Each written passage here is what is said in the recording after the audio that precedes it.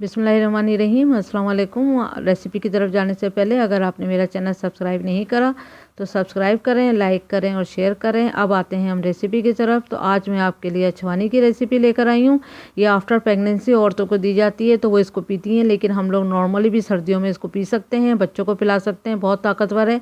यहाँ पर मैंने अखरोट लिए हैं 15 पीस और किशमिश लिए हैं 2 टेबल स्पून, पिस्ते लिए हैं 2 टेबल स्पून, 5 मगज लिए हैं 3 टेबल स्पून।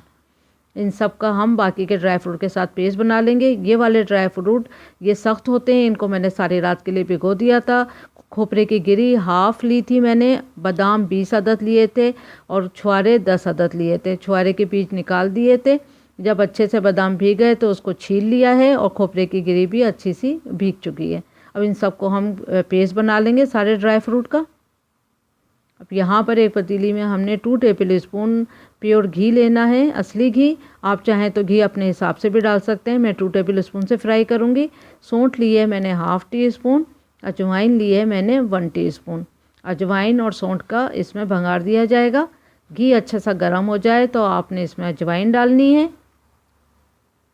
अजवाइन की अच्छी सी खुशबू आने लगेगी और हल्का सा जब कलर चेंज हो जाएगा, चंद सेकंड फ्राई के बाद फिर हम इसमें सौंठ डाल देंगे। अब सौंठ को भी हमने चंद सेकंड फ्राई करना है।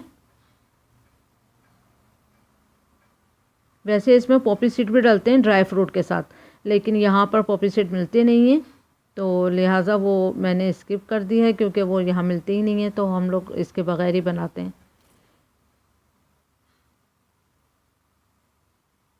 जब वो अच्छे से फ्राई हो जाए फिर हमने इससे भंगार देना है। ये सारा पेस्ट है, जितना भी ड्राई फ्रूट था उसका पेस्ट बना लिया है और इसको डालने के बाद हम इसको फ्राई करेंगे और स्पून हमने चलाते रहना है ताकि नीचे हल्का सा भी नहीं लगना चाहिए।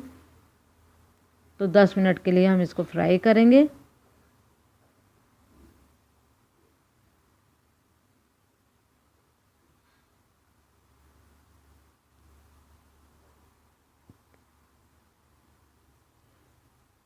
जब 10 मिनट ये फ्राई होते हुए हो जाएगा तो थोड़ा सा पानी डाल के भी फिर इसको 5 मिनट के लिए इसको कुक करेंगे। देखें 5 मिनट हो चुके हैं, बबल आ रहे हैं अच्छा खासे।